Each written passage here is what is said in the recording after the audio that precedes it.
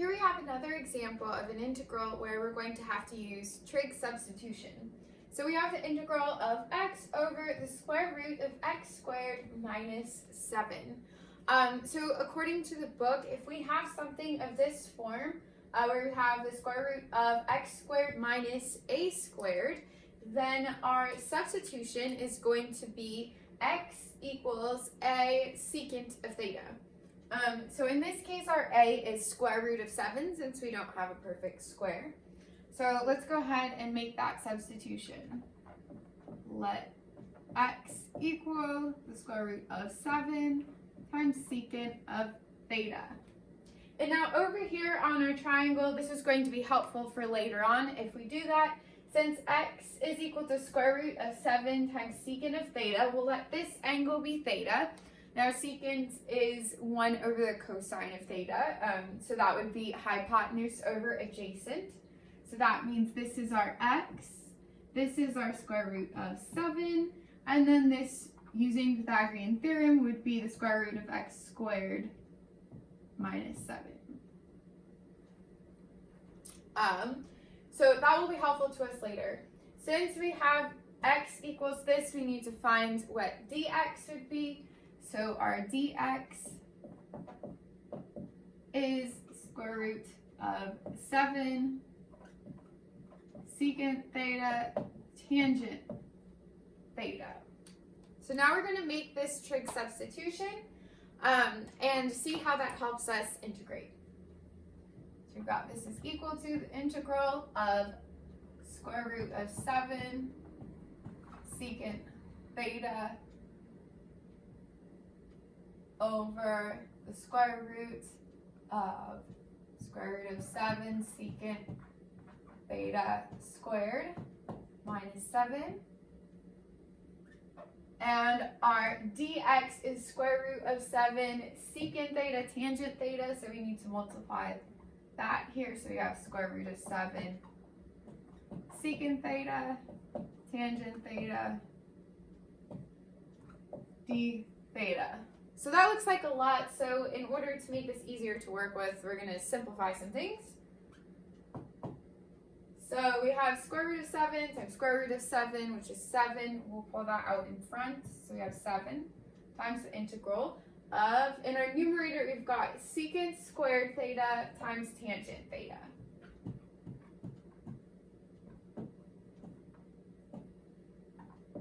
d theta. And then let's organize our denominator. We have the square root of 7 secant theta squared.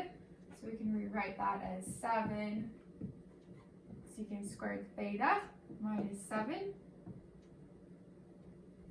And now we want to get everything in terms of one trig function in order that we can use that trig function and maybe another one to do another u substitution. So we want to try and make this convenient, and down here in our denominator that kind of looks like one of our Pythagorean identities. So we're going to rearrange that so that we can substitute. So we have 7 times the integral of secant squared theta tangent theta over the square root of 7 times secant squared theta minus 1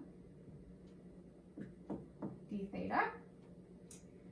And so here we can make our substitution. This is going to be equal to tangent squared theta. So then we have 7 times the integral of secant squared theta tangent theta over square root of 7 times tangent squared theta d theta. So now we can take the square root of this and we will end up with 7 over square root of 7 here on the outside times the integral of secant squared theta times tangent theta over tangent theta d theta. So then we can easily cancel out the tangent thetas.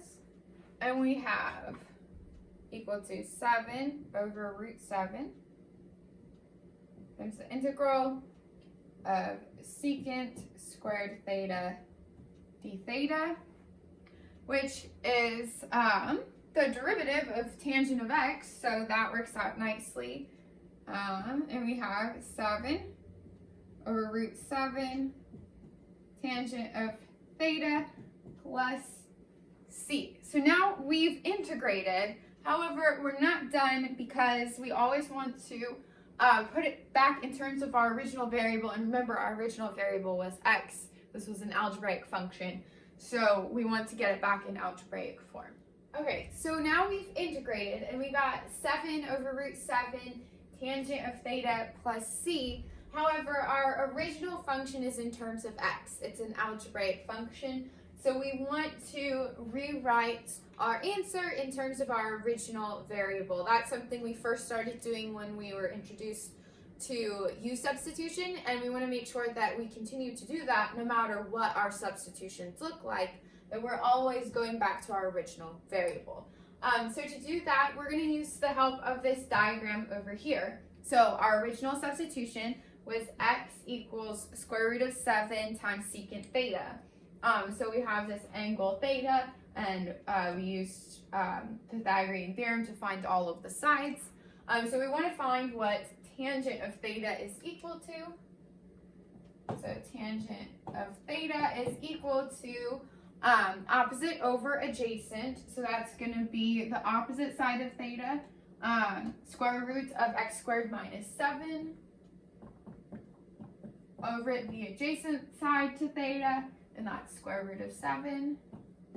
So now we can substitute that in, and we get that the integral of x over root x squared minus 7 dx is equal to 7 over root 7 times the square root of x squared minus 7 over root 7 plus c. And then if we simplify this, we get square root of x squared minus 7 plus c as our answer. So again, we want to make sure that we always return to our original variable.